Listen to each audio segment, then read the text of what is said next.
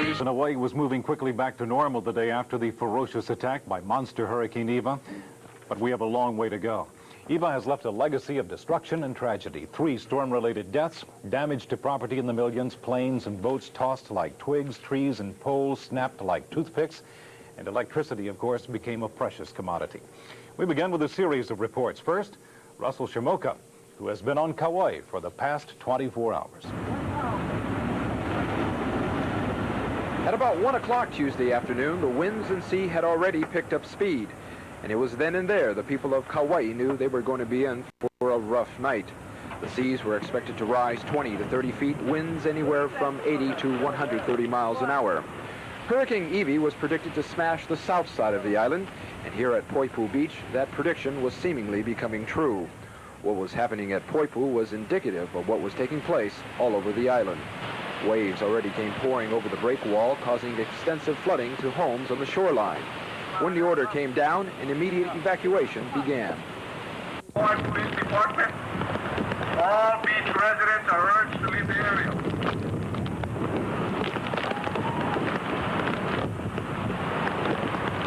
Police and civil defense workers swiftly moved residents from the low-lying areas. Some made sure the hatches were battened down before leaving. Those evacuated from the Poipu area were taken to Koloa Community School, one of several shelters set up by the Red Cross. This was to be their home for the night, or the next couple of nights, for no one really knew how long the storm would last. Number 245-3213 for information on where to go for evacuation, etc. The civil defense is working very hard right now, and not to be called unless it is a dire emergency. A few tuned in to portable radios for the latest information, while others became preoccupied with something else. Of course, there were some of those who just didn't know what was going on. Meantime, in Lehui, schools and county offices were closed early, enabling residents to prepare their homes for the high winds. Stores took the warning seriously, taping up windows and reinforcing doors. The pounding ones took their toll early. A broken sign here, torn off roofing there, but nothing like the destruction soon to come. Lehui thus became a ghost town. No one in sight for blocks. At 2:30, the Lehui airport was closed down, marooning travelers on an island destined for a beating. There will be no more flights today. We are going to be closing the terminal building. We will ask you to depart the terminal building on the Gray Line buses arriving at the front of the terminal. 4 p.m., Eva really began to brew, tossing the ships in Nawiliwili Harbor like toy boats in a bathtub. At this time, the streets were not safe. Trees and power lines gave way to the powerful force of Hurricane Eva. The brunt of the storm hit the island at 7 p.m. Strong, sturdy palm trees were no match for the relentless winds topping off at 110 miles an hour. Windows at the Kauai Surf Hotel simply gave way, scattering debris all over the place. This lobby was just recently renovated, and now it's a total mess. But while the storm raged outside, inside people tried to stay calm. But somehow there's always a connection between storms and spirits. And if you ask this crowd, the response might have been, what storm? But later on today, we see the aftermath of Poipu Beach. What was once a beautiful resort area now looks like a battlefield. Cars, many of them damaged and overturned. The place was littered with cars from this carpool to those that didn't have it so easy. Condominiums were completely destroyed. Also, the beach didn't have much to do anyway. Cars wouldn't have been much luck anyway because the roads were so much damaged. Trees also fell. They also fell on houses. They uprooted this big tree, and also power lines were completely destroyed. We'll have more later on tonight. This is Russell Shimoka reporting from Kauai. And we also sent another news center for crew to Kauai today to follow up on the aftermath of Eva and the cleanup. Here's that report. This is Kelly Dean. In quite a contrast from yesterday, the sun was out on Kauai today. It could be seen, reflecting off the copper roof of Lehui's First Hawaiian Bank. The only problem, the bank's roof was in the street. The Lehui Business District was like a morgue today. There was no electricity, water, and in most cases telephone service available, so the stores just stayed closed. The only activity in town, the cleanup. You got any damage down there? Only the front plate glass, one of the plate glass cracked. You boarded it up? I bought it up with a plyboard. It's okay. Good, fine. National Guard troops were called in to secure all the damaged financial institutions. There were reports of looting at several businesses and homes during the confusion that followed the hurricane's onslaught last night. Governor Ariyoshi flew to Kauai this morning for a first-hand look at the destruction. The damages that I've seen just coming from the airport to here is very extensive, and I'm really shocked at the extent of the damages. All of the trees, the roof, the buildings being damaged. It's a horrible sight. After I came here, I've asked General Ishimoto, and he has already instructed the people here to make a list of the kind of things that they need in a hurry. The pumps, the generating equipment, the electrical generating equipment. We can put them in where the need is the greatest now. We've also indicated that we're going to go to the Navy, the Marines, the Army in Honolulu, ask them about the facilities that they have, and whatever they have, we can borrow them so that we can get things back to operational level as soon as possible here. The governor called the devastation the worst Hawaii disaster he's ever seen. Everywhere you looked on Kauai today, the streets were littered with debris, including power poles that snapped like twigs from the force of the hurricane winds. Those same winds also reduced the state's oldest Lutheran church to kindling. It had been standing for more than 100 years when it crumbled in the face of yesterday's storm. The nearly total destruction came just 1 month after the completion of a 5-year restoration project on the church. We were just thinking about sitting back and taking it easy. Of course, I will be 88 in January. And perhaps this is the Lord saying, look, you got some more useful years. You got a job ahead of you. Start in restoring it. Spire estimates it will cost up to $500,000 to once again restore his church. Just down the street from the church, the Ho'omana Ho'ohana Athletic Club's tennis courts were wiped out. The facility's clubhouse was also blown over. Dozens of homes were demolished by the hurricane. In some cases, the damage was so complete, it almost looked as if a giant hand had reached out and ripped the house apart. Well, as you can see from the way the trees are set, there's a lot of wind coming out of the valley from both directions. Really started hard about 2 o'clock yesterday afternoon. The neighbor's house here gave way about 4:30, and they stayed with me through the storm, and mostly from the wind. Not too much rain, just wind. Trees were uprooted all across Kauai. Others were cut down intentionally to prevent them from accidentally falling over. The damage in some housing areas was widespread, and as with downtown Lihue, the cleanup is underway. Making me so scared, I don't know what to say. Everything, you know, shaking, and I look at outside, everything was flying, yeah. Roofing and everything, yeah. Several air raid sirens were blown off their mounts by the storm, and radio station KIVM had its tower knocked over, although it managed to stay on the air by stringing a ground antenna. The airport was another area hard hit by the storm. Several planes were severely damaged, including this crop duster that was flipped over by the strong winds. Service in and out of the Lihue Airport resumed this morning. Some of the first to arrive, the Red Cross. After we've made our initial assessment, it can be determined how many additional personnel we'll have to send over from Oahu and even perhaps from the continental United States. Helix predicts that Red Cross personnel will be on Kauai for as long as a month, cleaning up after the hurricane. The airport was jammed with tourists today who were trying to get off the island since it had no water, power, or hot meals available. But trying to handle the passenger load without telephones, electricity, and computerized reservations was no easy chore. Everybody wants to go at the same time, and they don't want to check in at the same time. The airlines added extra flights to handle the Kauai backlog, but even so, most passengers had to wait several hours to catch a plane. What everyone here on Kauai is thankful for is that no one was killed by the hurricane. There were numerous injuries, however, but luckily most of those were just minor cuts and lacerations caused by shattering glass and flying debris. Kelly Dean, News Center 4 on Kauai.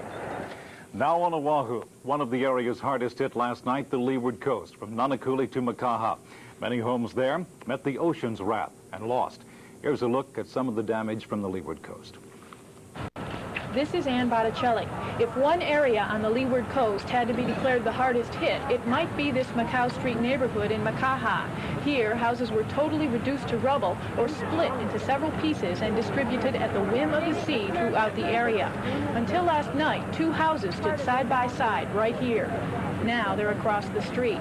Underneath this pond-like area, Macau Street continues. Yet this morning, homeowners who gathered to figure out where everything was remained calm. Their neighborhood was destroyed, but they were not.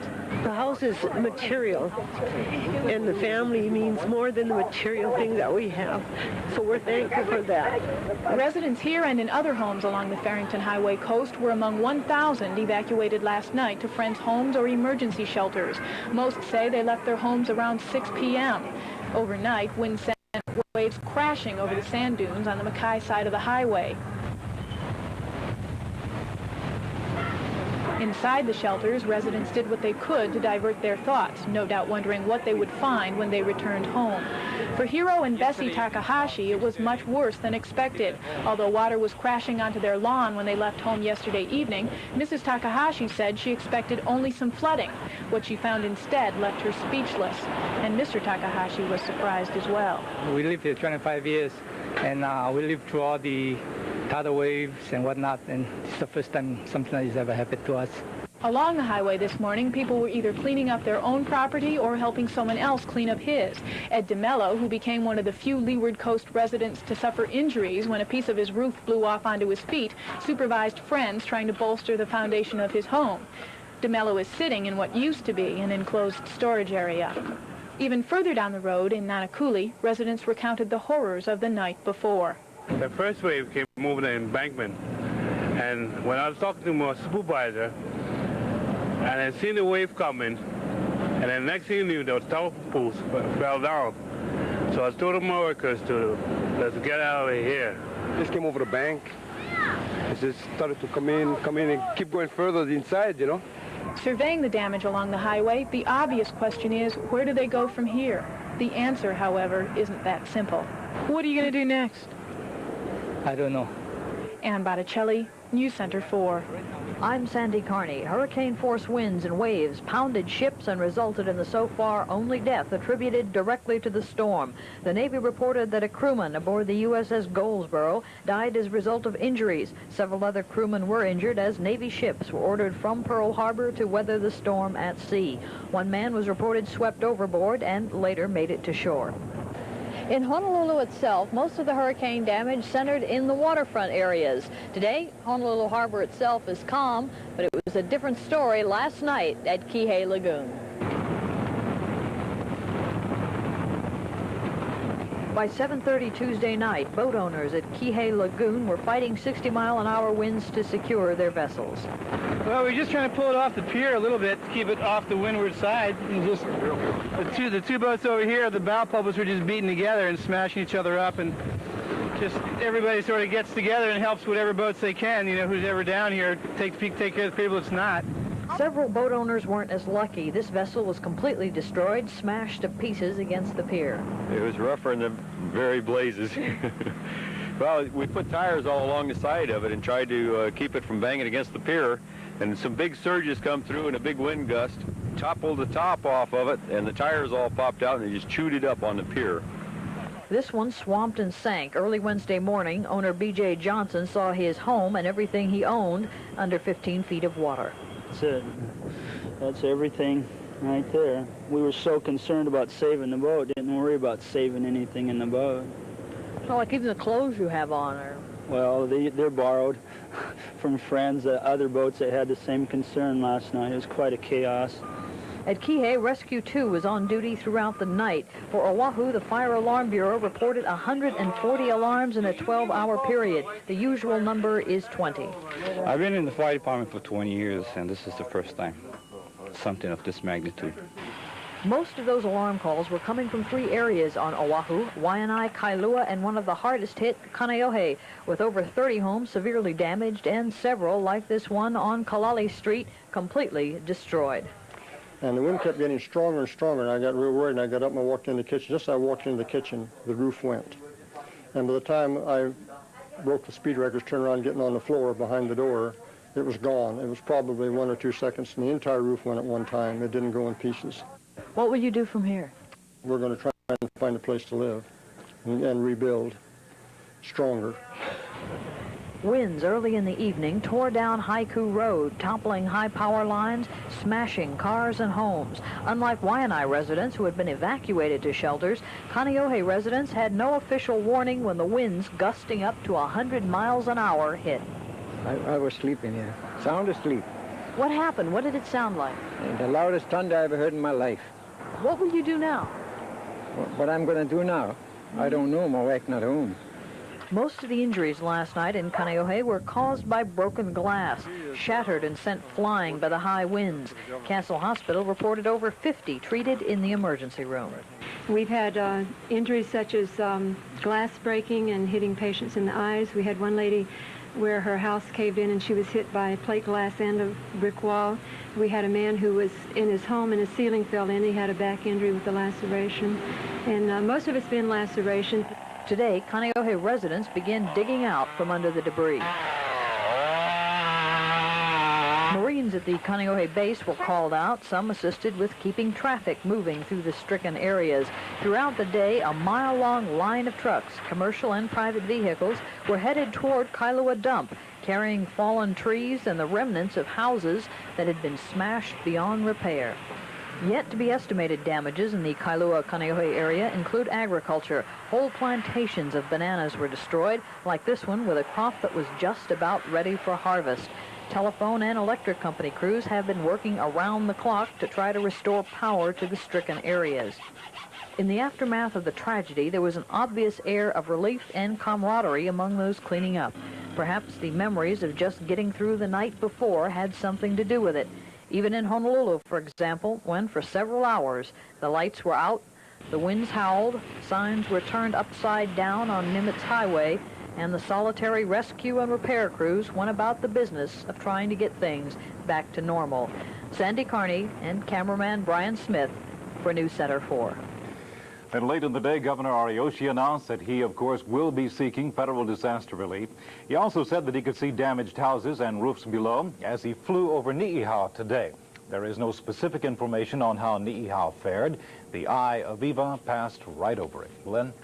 There was a fatal traffic accident this morning that claimed the lives of 2 people. The tragedy occurred at about 10:15 at the intersection of King Street and University Avenue when a private refuse collector and a white Datsun collided.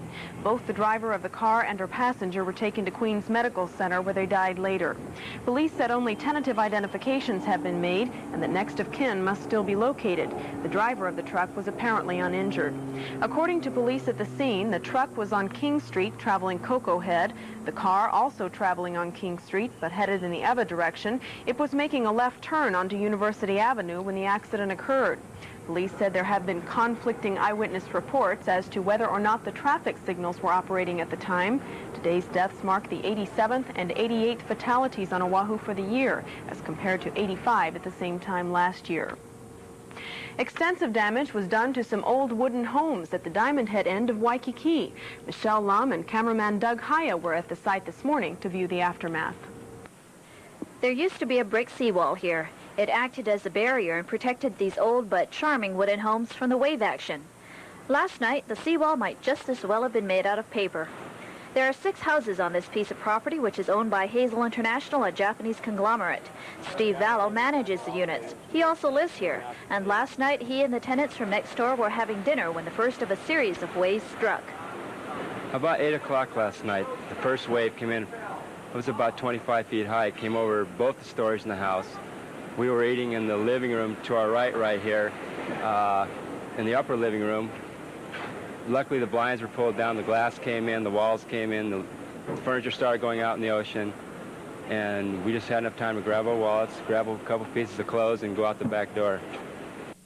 Vallow said a couple of the waves completely engulfed the front homes. He said although basic precautions were taken, somehow you never realize how serious a hurricane can be until it actually strikes. Residents were cleaning up this morning, salvaging what they could, and for the most part just worrying about today and letting tomorrow take care of itself. This is Michelle Lum for News Center 4. And News Center 4's Emmy Timimbong has been surveying the damage at Honolulu International Airport. And damage to at least a half dozen small planes. Here's her report now. It's business as usual here at the Honolulu International Airport, where it has been for the most part through last night's storm. But it's cleanup time this morning here at Gate 18. Maintenance crews this morning were sweeping up bits and pieces of glass which shattered just the night before. It happened while some 400 outbound passengers were about to board an American Airlines flight to Texas. The force of the 90-mile-per-hour winds blew out an entire panel, sending glass upward, ripping through the ceiling. Upon their departure this morning, the passengers who got an extra day in Hawaii were in relatively good spirits, despite last night's incident. And all of a sudden, the one window blew in. There was a lot of screaming, no panic, really. Quite a few women were hurt. It was mass panic. People were running, people were yelling, get down, and the glass was just flowing through the window. It was it was bizarre. It was like a scene from a movie. At least 3 passengers were treated and released for superficial cuts and wounds in the incident. In other airport damages, the control tower last night would have probably been surprised at seeing some strange planes on the runway, unpiloted. At least 4 planes danced around and moved about the airport runways last night, some for even half a mile. One DC-3 did just that after being towed and tied down twice. And here at the old Lockheed building, we find a Cessna 150 completely flipped over on its back, having made a somersault over that fence. Looked like about 6 or 8 airplanes suffered major damage, up to including total loss. A lot of minor damage, rudders and control surfaces damaged. Aircraft hit by debris flying through the air. At the National Weather Service, the crew, some having been up all night, were now a bit relieved that the worst was over. Weather forecasters this morning charted Hurricane Eva at least 350 miles east of Honolulu, now downgraded into a tropical storm and quickly dissipating out into the open seas. But last night, at the peak of her winds, the National Weather Service was without any satellite or teletype communications, making it difficult to track Eva and inform the public of her force and direction. This experience make you think or bring up the whole situation that without any kind of backup power, we're virtually helpless in this kind of emergency? Well, that's always a consideration, and that's something that we have certainly been aware of for a long, long time. And these are things that we're looking into, and we understand the vulnerability of the power and the communications problem. That's true. Last night's storm could have been worse, and though we may be spending time now evaluating our preparedness, the good news once again is the weather. It looks like most of the bad weather is now out of the way, and for the next few days it looks like we're going to have the regular balmy weather that we normally have in Honolulu. Happy Thanksgiving. Right, Thanksgiving should be a good one. Emmy Tumembong, News Center 4 at the National Weather Service.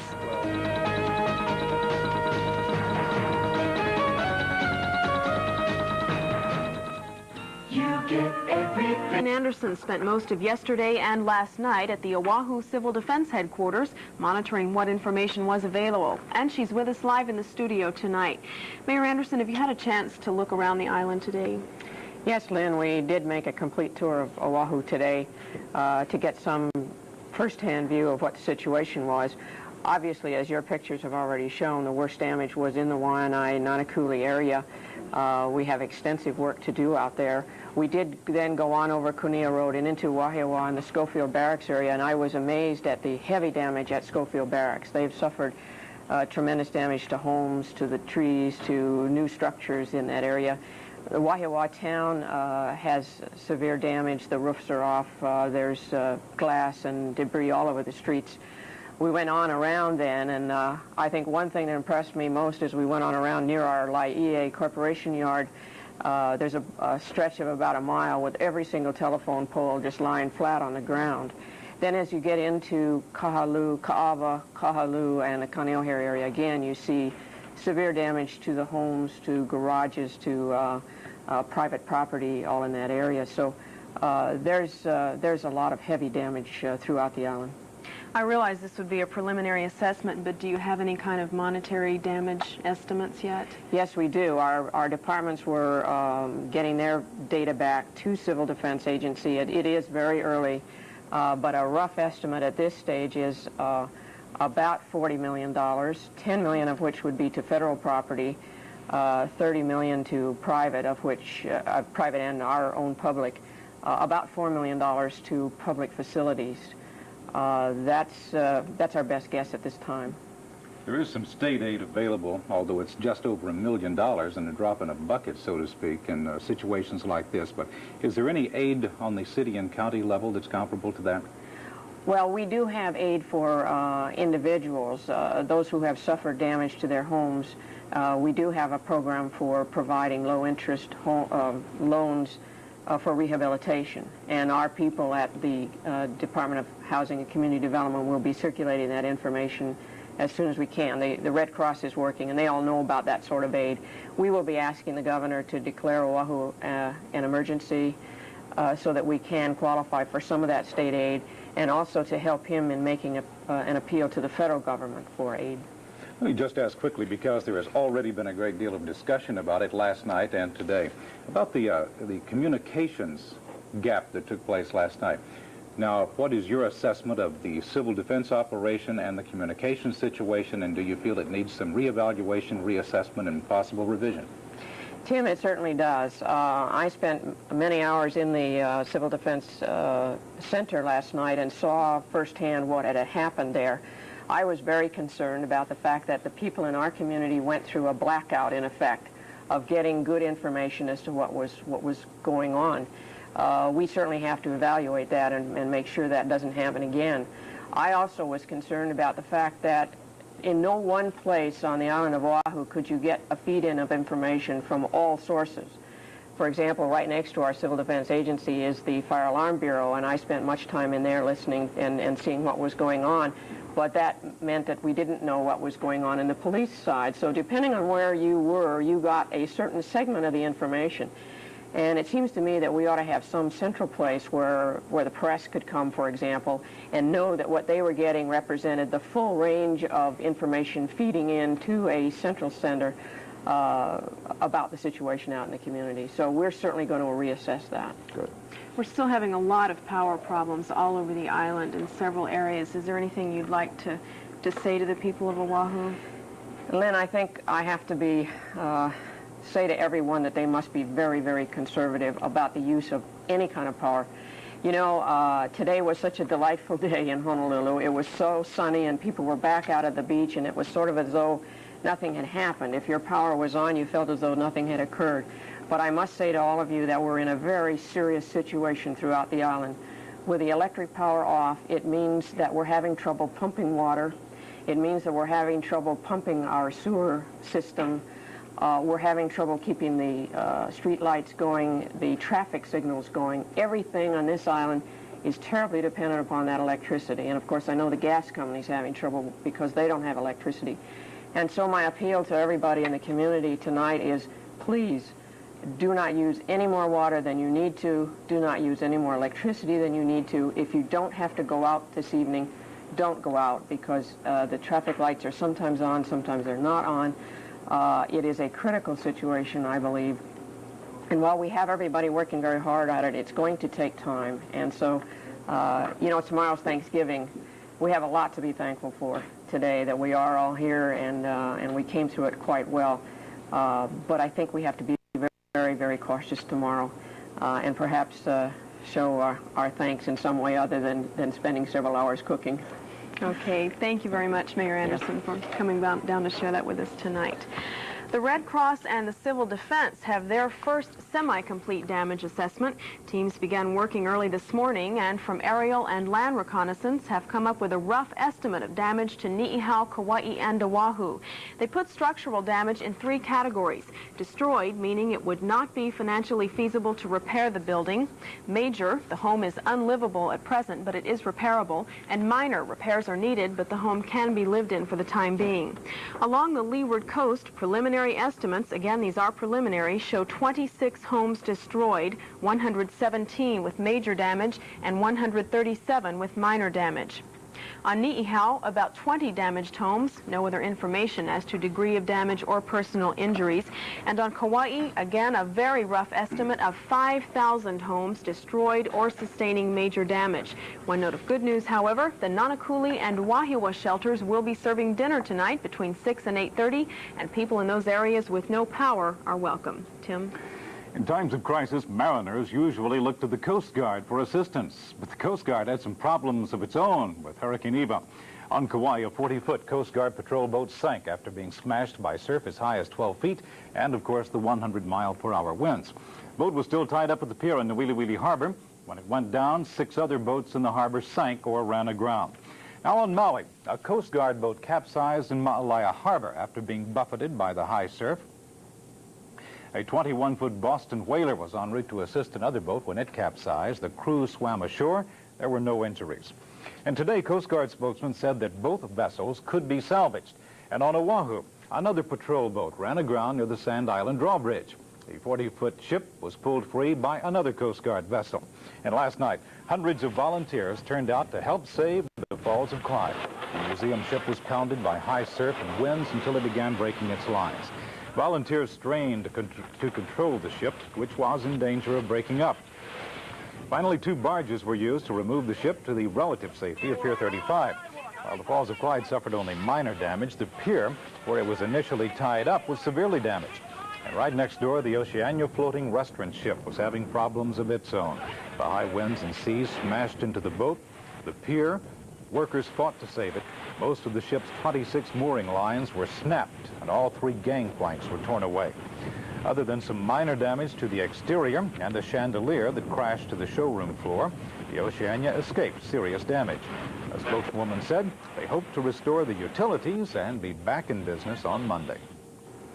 Although the boats and the sailors didn't weather the storm too well, tourists today seemed rather unaffected, as Michelle Lum found out after a stroll through Waikiki. Driving through Waikiki the day after a hurricane brought a few surprises.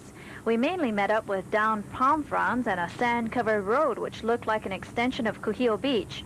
As for our visitors, most of them seemed to take the storm all in stride. Oh yeah, it was going on and off all over the area, and we just kind of stood out on the balcony and watched it go on and off. It was kind of like a show. We're at the Pacific Beach Hotel, and my mom climbed up 29 flights of stairs. It was long, but they were very good. You know, we stopped every 2 floors or so. They just said, whatever you feel like it, just stop. And everybody really pulled together. We made so many friends last night. Had a cold sandwiches for meal. Trying to get a cup of coffee the first one since yesterday at lunchtime. That's how our visitors fared, many looking to buy their first hot meal since early yesterday afternoon, then spend the rest of the day sunning on the beaches. As for our residents, a number spent the day cleaning up. Electricity was or still is out throughout Oahu, and food spoilage is a very real problem. Ruth Spargo of Hawaiian Electric Company had some tips on refrigeration. If the food is still in the freezer, it may be okay, depending on the type of freezer you have. If you have a top mount freezer, the food could last up to 24 hours. A side-by-side, 12 to 18 hours. A separate freezer, either a chest type or upright, up to 72 hours.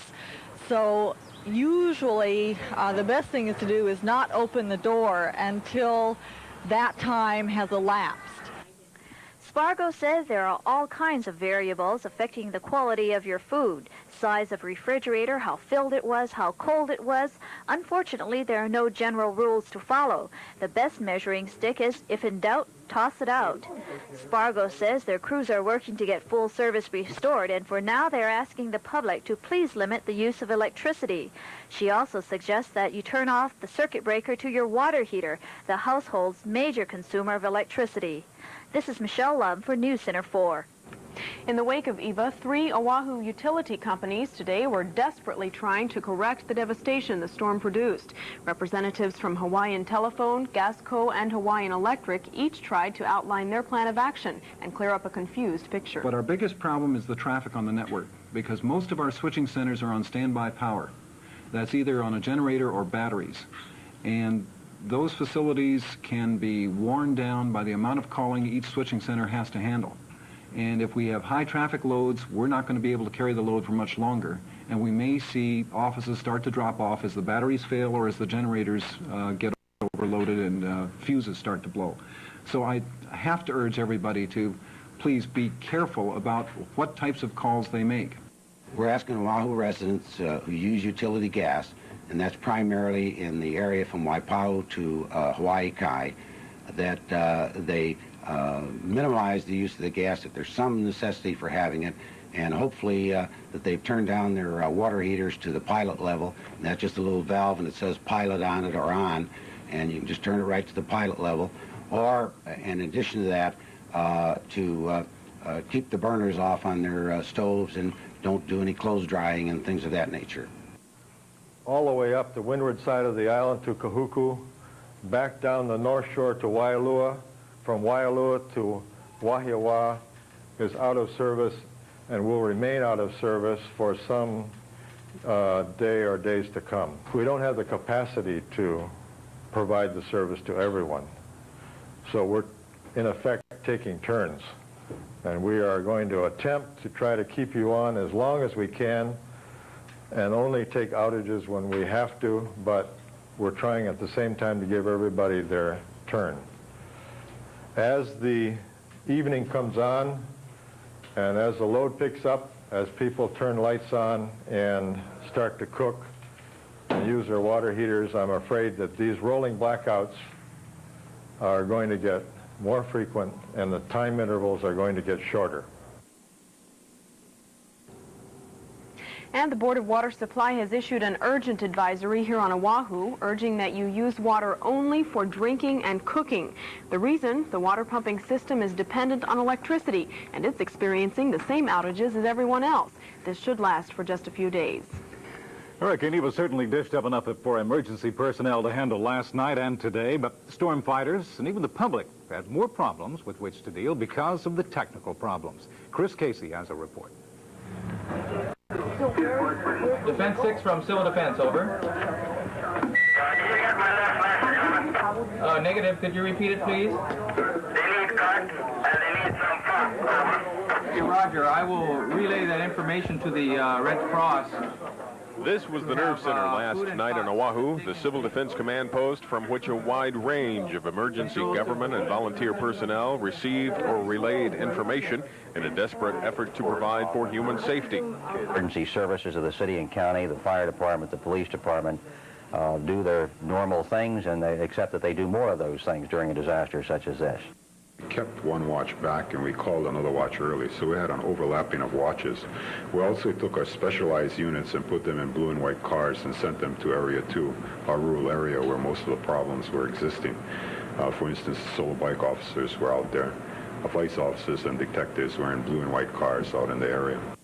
They work with us. They have representatives in here and coordinate with us and respond to our requirements, along with other agencies such as Public Works, State Highways with their road crews, and that sort of thing. But the system was not perfect. There were problems in the operations. Primarily, emergency personnel seemed to agree in the transmission of information. For the fire department, our problem on the windward side in particular was a breakdown in communications. We lost one of our transmitter stations on a call out for about an hour, and it hampered our operations a little bit. And this is a very real problem, of course, and we just got a good taste of it last night. And it could be much worse if we had the full impact of a hurricane. We had been very concerned that we would get the force of the hurricane on the Waianae coast and the South Shore. And we were very, very close to having to evacuate people in those areas. We have been prepared? Well, we were prepared to do it, however, but we would have had monumental problems. We're talking about 30-some thousand people in the Waianae area that might have required evacuation. The news media made every attempt to keep the public informed. News Center 4 extended their 9:30 newscast, normally a half hour, to 2.5 hours. But for those homes without electricity to see the storm on TV, radio was their only link with the outside world. The flow of information to those public information outlets, however, was sparse. Lack of information, we had some. We didn't really hear a lot from the police department locally. We had to make calls to the police department, but I'm sure they had their hands full. The civil defense worked fairly well. It could have been better. We got reports about once every 2 hours. I was a little surprised about that. I think it should come in a little more rapidly than it did. Civil defense officials moved from the response to the damage assessment stage of their operation today. gradually closing down the evacuation shelters set up by the Red Cross, which housed some 1,000 evacuees overnight on Oahu. Civil defense officials say disaster assistance centers will be set up within the next few days to offer information on possible assistance island residents can receive. Island mayors Eileen Anderson and Eduardo Malafit will have to declare their counties to be in a disaster state to open the door for a declaration by Governor Ariyoshi of a statewide disaster. That will possibly lead to assistance from the White House. Officials say announcements will be made later this week about exactly where and when the assistance centers will be set up. Chris Casey, News Center 4. Now, due to the extra time we've devoted to storm coverage, we will not be able to have tonight's installment of Larry Price's in-depth series called Guaranteed. Part 3 of that series will air tomorrow evening, Part 4 on Friday, and the series will conclude with the 5th installment on Monday.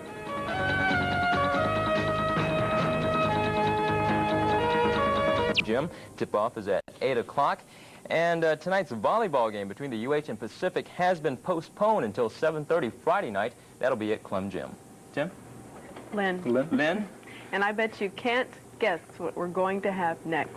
More weather. A weather report, but it's a wait. good one, so it's okay. We do want to tell you that high wind warnings remain in effect for Haleakala on Maui and Mauna Loa and Mauna Kea on the Big Island. And high surf advisories are in effect still for the north and west shores of all Hawaiian islands. But it should be mostly fair and sunny across the state tomorrow, a high near 80, and winds will be 15 to 25 miles per hour.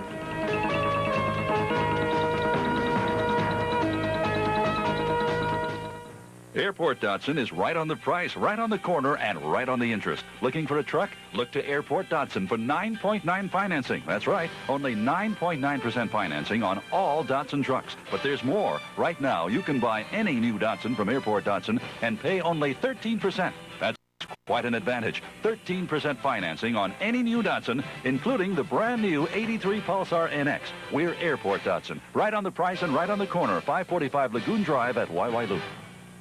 Oh, I slept so good last night, and it's been that way ever since I got my new waterbed from Liquid Assets Water Bedrooms. Why, would you believe I got all this for only $4.99? All our beds and accessories are made of solid woods, and yet the prices are unbelievably low. And for that sleek new look, there's the America the Elegant line with built-in stereo, all at Liquid Assets Water Bedrooms. Okay, Teddy, I think we can get in 5 more minutes. Come see how to get a free Betty Bear. Liquid Assets, 711 Ke'eaumoku. In an age when accepting less for more is the standard fare at most restaurants, there is still one where you can dine quietly without compromise. The Summit, an award-winning restaurant dedicated to perfection in creating and serving extraordinary meals. Brunch, lunch, or dinner. When you want the best, Kulia Ikanu'u, strive for the Summit. High atop the Ala Moana Hotel, dining and dancing at its peak. This has been an expanded coverage tonight, as you probably have noticed, because we did have a great deal of video we wanted to show you of storm damage around the state, especially those graphic pictures from Kauai, which were absolutely outstanding.